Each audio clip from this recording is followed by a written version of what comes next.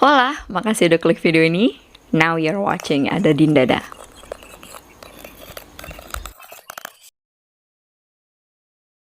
Di video sebelumnya saya udah sampaikan kalau di channel ini saya akan banyak sekali bercerita, apapun itu. Kemungkinan kebanyakan ya cerita dari film-film yang udah saya tonton ya.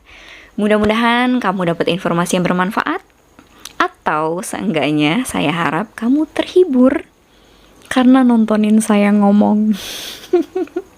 My name is Dan. The story starts here. Masa SMA saya hampir saya habiskan untuk baca komik dan novel. Ada 2 judul komik yang paling sering saya baca pada waktu itu. Yang pertama, komik Detektif Conan. Siapa yang gak kenal Detektif Conan? Kamu. Masa sih? Oke. Karyanya Aoyama Gosho yang satu ini terkenal banget dari tahun 1994 sampai saat ini. Bahkan jauh lebih famous dari karyanya yang lebih dulu keluar, si Meiji Kaito, yang keluarnya tahun 1988. Tapi lebih terkenal Detektif Conan. Atau ada yang suka banget sama Meiji Kaito? Komentar di bawah. Waktu SMA tuh ya, saking pengen banget ngebaca semua komik Detektif Conan, saya tuh sampai hunting ke toko-toko buku bekas di terminal Pasar Senen. Maklum ya, anak SMA nggak ada duit buat beli yang baru. Makanya saya cari komik-komik bekas di situ. Bahkan bukan cuma komik bekas, buku pelajaran juga saya hampir semuanya bekas. Hampir semuanya bekas, kecuali kayak LKS gitu. Curhat. Well, that's fine. Kan tadi saya bilang ada 2 judul komik ya. Nah, yang satunya ini saingannya Detektif Conan, yang tidak lain adalah Kindaichi Shonin no Jikembo. Ada nggak dari kamu yang suka baca atau sekedar pernah baca komik Kindaichi Shonen? Atau bahkan nggak tahu? Itu sayang banget, komik-komik saya itu entah kemana. Sebagian ada yang saya kasih ke orang, sebagian lagi saya packing di kardus dan hilang entah kemana. Jadi sebelum bikin video ini saya mesti nontonin semua anime Kindaichi lagi biar nggak salah ngomong. Itu cara paling praktis buat saya, karena ada beberapa hal yang saya udah lupa gitu, secara udah lama banget. Lanjut. Kindaichi ini bukan cuma ada komiknya, dia juga ada animenya, ada live actionnya juga. Live actionnya itu ada yang series atau sering juga disebut dorama, dan ada juga yang movie-nya. Tapi seinget saya tuh yang movie live actionnya tuh cuma ada 3 atau 4 ya? 3 Pak. 3 kayaknya. Oh ya, Detektif Conan juga ada anime dan live actionnya juga ada ya. Itu apalagi pas yang Sun Oguri yang meranin Shinichi Kudo. Gak bisa ditolak untuk ditonton. Setuju? Setuju, harus. The Case Files of Young Kindaichi ini disusun oleh orang-orang hebat, yaitu Yozaburo Kanari, Seimiro Amagi, dan Fumiya Sato. Kalian bertiga, walaupun gak nonton video ini, for this Kindaichi, arigatou gozaimasu. Arigatou.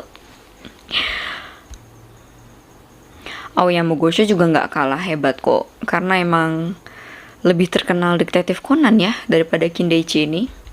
Tapi sejujurnya jauh di lubuk hati saya lebih suka dan lebih tertarik sama kasus-kasus yang ditangani sama si Kindaichi. Kenapa bisa begitu? Saya punya 2 alasan. Alasan yang pertama, buat saya, alur cerita dalam kasus-kasus yang ditangani Kindaichi Hajime ini jauh lebih masuk akal dan relevan dengan dunia nyata. Gini, cerita-cerita di Detektif Conan juga bagus-bagus banget.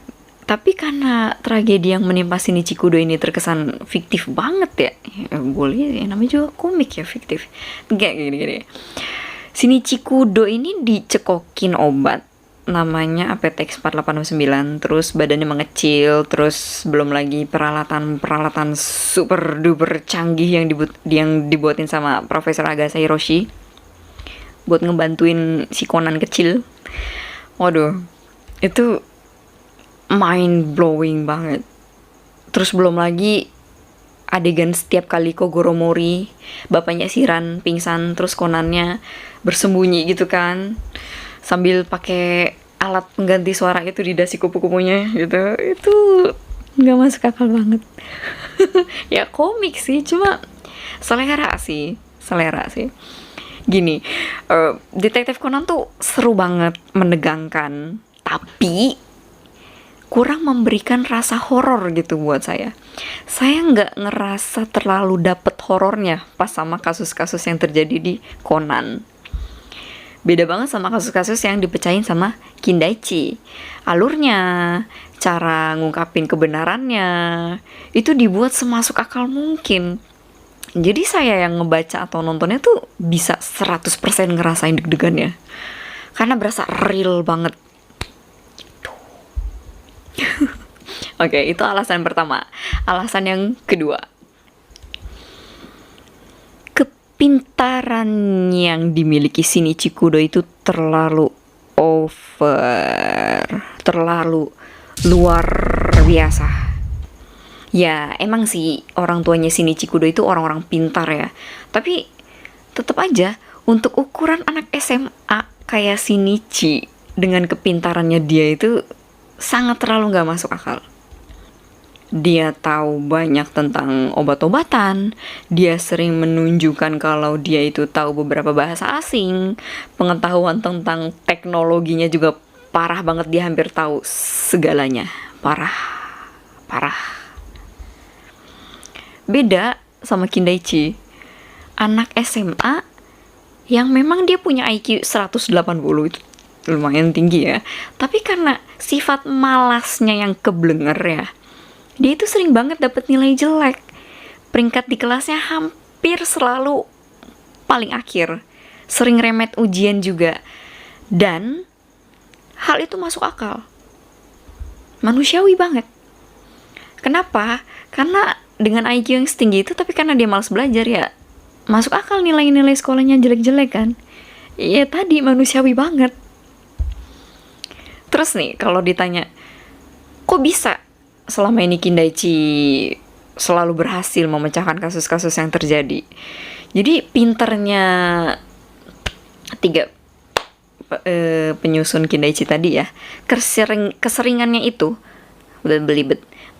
keseringannya itu karena bantuan petunjuk-petunjuk nggak sengaja dari orang-orang di sekelilingnya Kindaichi. Kayak info-info dari Inspektur Kemochi, kayak kebaikan hatinya Miyuki yang sering banget bikin Kindaichi ini dapat clue-clue penting yang gak bakal dia sadarin kalau nggak ada Miyuki di situ. Terus apa lagi? Belum lagi teman-teman di klub misteri SMA-nya. Itu kayak ekskul di sekolah gitu, klub misteri namanya. Terus belum lagi si Akechi, saingannya yang super jenius. Jadi Kindaichi punya saingan Akechi namanya. Jadi Kindaichi ya kalau dibandingin sama Conan, jadi tanpa perlu alat-alat canggih ala-ala mata-mata agen rahasia gitu, Kindaichi Hajime bisa menjadi detektif SMA yang bisa membawa nama harum baik kakeknya, Kindaichi Kosuke. Tiba-tiba ngomongin kakeknya. Jadi di ceritanya itu kakeknya Kindaichi itu namanya Kindaichi Kosuke. Itu detektif paling terkenal di Jepang di ceritanya. Oke, intinya kecerdasannya Kindaichi Hajime dalam memecahkan masalah itu sangat-sangat masuk di akal. Sangat-sangat bisa diterima sama otak saya yang kemampuannya standar ini. Gitu. Ya, itulah 2 alasan kenapa komik-komiknya Kindaichi itu lebih menarik ya buat saya. Ini pendapat pribadi saya setelah baca Detektif Conan, baca Kindaichi gitu. Saya nonton animenya juga, jadi ya mau gak mau ngebandingin. Di video-video yang lain, next video nanti, saya akan ceritain beberapa kasus menarik yang diselidiki oleh Kindaichi Hajime, sang detektif SMA ini. Jadi, kamu yang udah baca atau nonton Kindaichi, tapi masih ada rada bingung dengan alur ceritanya, atau ada beberapa scene yang kamu kurang paham, monggo ditonton video-video saya nanti ya. Tapi jangan jadiin saya kiblat untuk kupas tuntas semua kasusnya Kindaichi ya. Saya juga kalau disuruh baca komiknya lagi rada males juga sih. Karena pertama komiknya udah gak ada. Terus yang kedua baca komik hitam putih di smartphone tuh gimana gitu. Beda sama baca manhwa atau webtoon gitu ya. Enak ada warnanya gitu. Ya selera sih. Nah, sebelum kamu nonton nanti, bagi kamu yang udah lama banget nggak denger nama Kindaichi dan lupa sama tokoh-tokoh yang ada di dalam ceritanya, suara motor. Atau bahkan ada di antara kamu yang bahkan nggak tahu sama sekali siapa itu Kindaichi. Saya harap biar kedepannya kamu nggak bingung dengan tokoh-tokoh yang akan saya bahas nanti. Makanya saya buatin video ini. Sebagian di akhir video ini isinya khusus untuk mengulik sedikit aja tentang karakter dari masing-masing tokoh yang bakalan sering muncul di video kasus-kasus yang ditangani sama Kindaichi nanti. Di video saya next gitu. Tokoh pertama, Kindaichi Hajime. Kindaichi ini salah satu siswa baru di SMA Fudo. Sifatnya konyol, nggak suka belajar, kadang nggak sopan. Maksudnya nggak sopan di sini dia tuh rada centil kalau ngeliat cewek cantik dan nggak mikir dua kali untuk minta. Dia tuh berani minta nomor telepon cewek cantik yang baru dilihatnya itu. Nggak sopan ya. Konyol. Dia cerdas banget, IQ-nya tinggi 180. Tapi sayang, cuma beberapa orang yang udah kenal dia aja yang sadar akan kecerdasannya itu.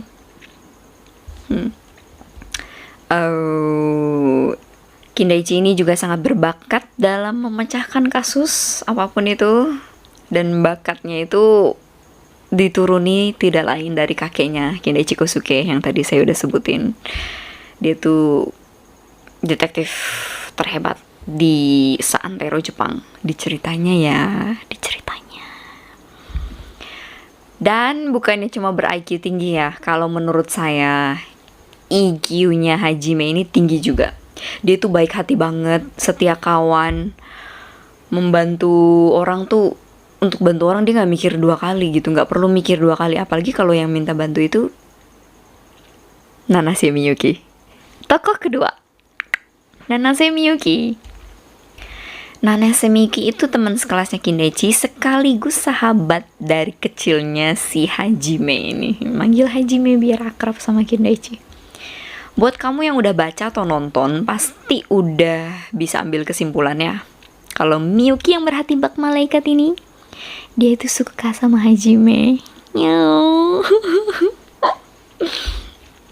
Dan sebenarnya kalau kamu perhatikan dengan seksama, gelagatnya Hajime ini juga kelihatan jelas kok kalau dia itu sayang banget sama si Miyuki. Udah kayak hubungannya Ran dan Shinichi aja deh pokoknya.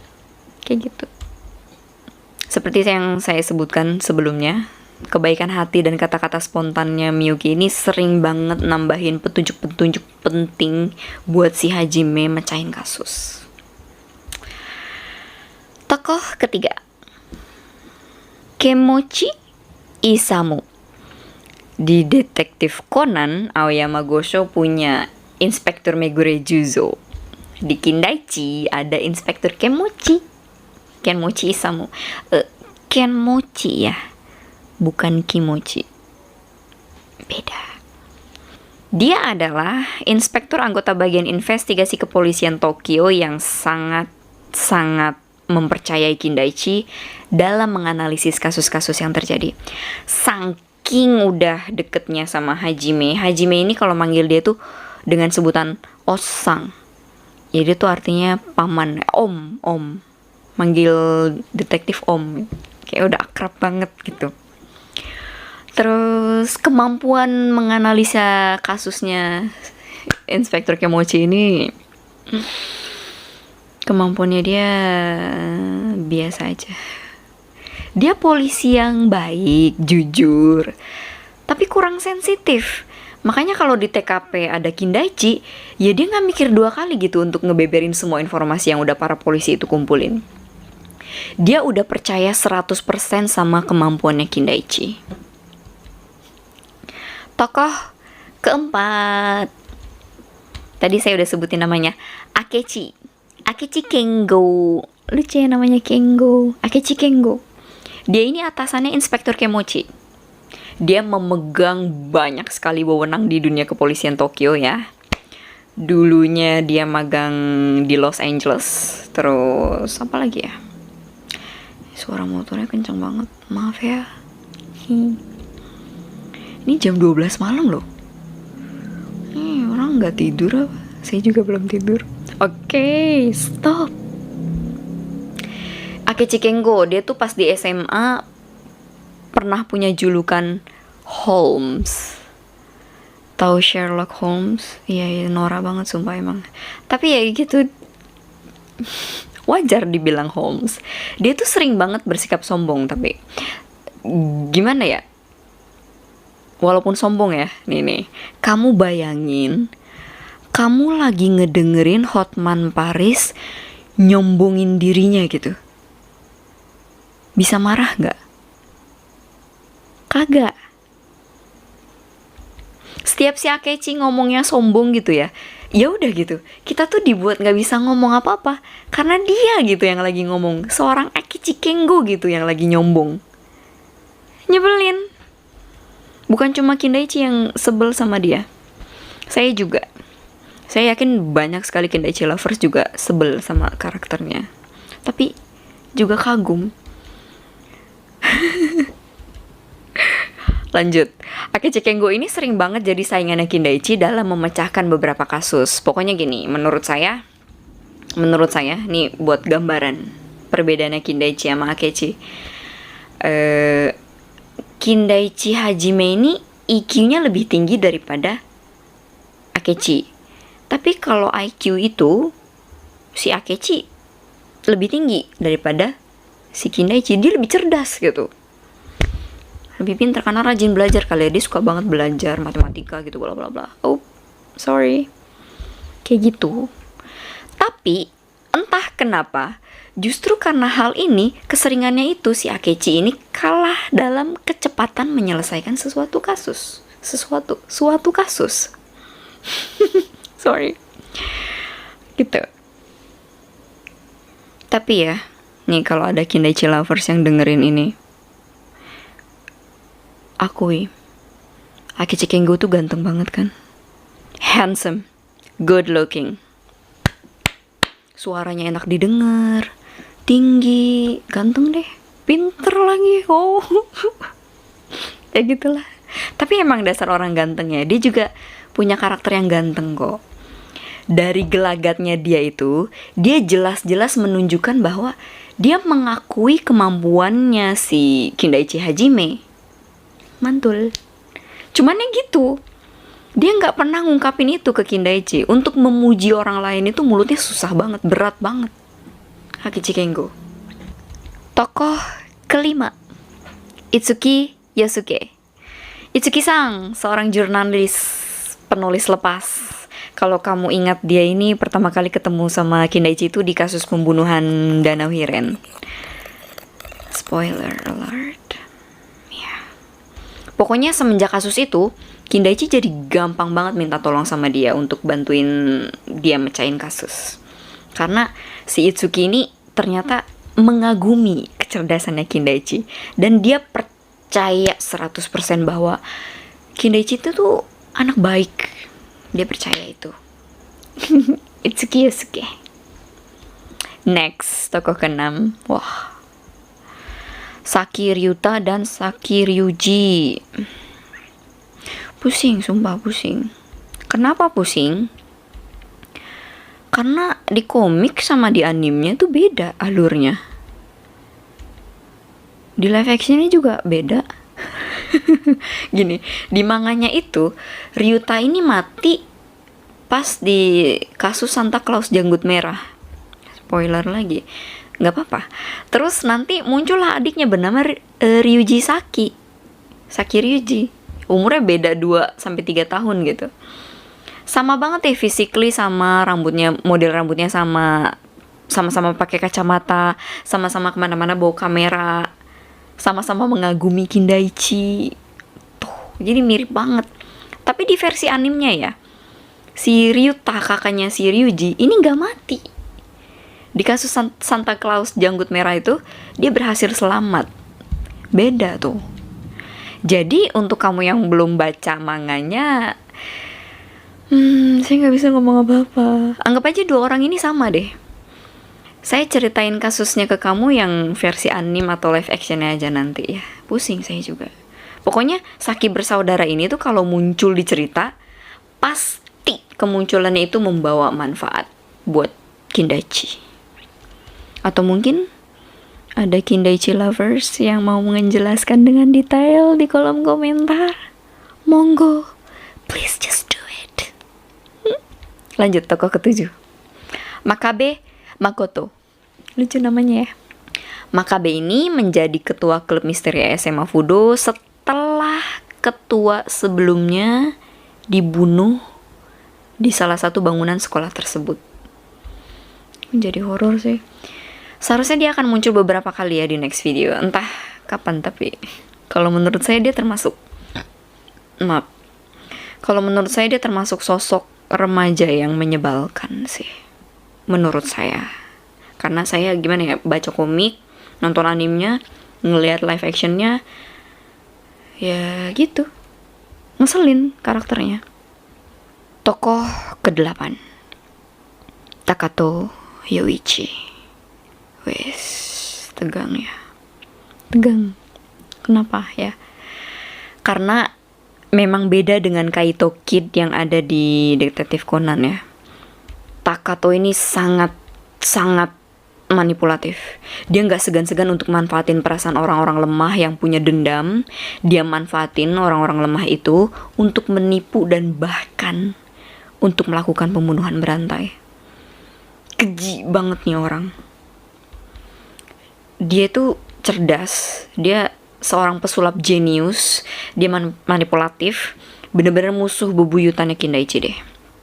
Untuk nangkep dia tuh susah banget. Nanti kemungkinan dia akan muncul di cerita beberapa kali ya.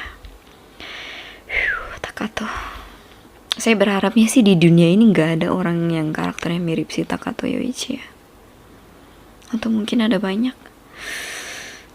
Nauzubillah. Oke, segitu aja dulu ya pengenalan tokoh-tokoh di cerita Kindaichi. Ya memang segitu aja sih, saya nggak akan bikin video tentang karakter-karakter di Kindaichi Shonen lagi.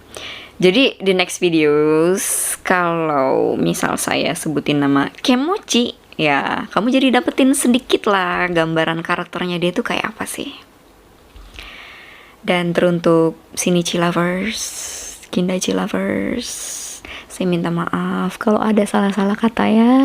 Please kasih koreksi di kolom komentar dengan bahasa yang sopan. Saya hanya manusia biasa. Tempatnya salah dan serba salah. Maafin ya. Saya bilang saya suka Kindaichi lebih dari saya suka Conan, ya itu kan selera ya. Tapi saya beneran suka sama Conan juga. Gimana sih anak-anak dulu tuh bikin password aptx 4869? Ayo ngaku kalian kan kalau bikin password aptx 4869. Ya. Oke.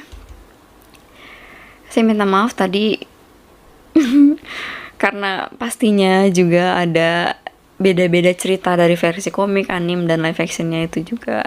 Jadi kalau misalkan kalian bingung, ya intinya saya kalau upload video ya tujuannya menghibur, ngedongengin gitu loh. Oke? Nggak perlu didebatin gitu. Ya. Oke, udah di ujung aja nih. Di ujung video mau selesai maksudnya. Saya butuh dukungan kamu. Please kasih tanggapan kamu di kolom komentar ya. Like video ini, share link video ini sebanyak-banyaknya dan sesering-seringnya. Dan sesering-seringnya ke semua medsos kamu. Ajak semua teman-teman kamu untuk nonton video ini. Dan subscribe, ada Dinda dah. Subscribe. Please tolong ya. Oh, cepet. Jangan lupa nyalain lonceng ya. Ting ting ting ting. Karena saya belum tahu saya bisa upload kapan video selanjutnya. Alright, that's all for now. Look forward to my next videos. My name is Dean. The story ends here. Later.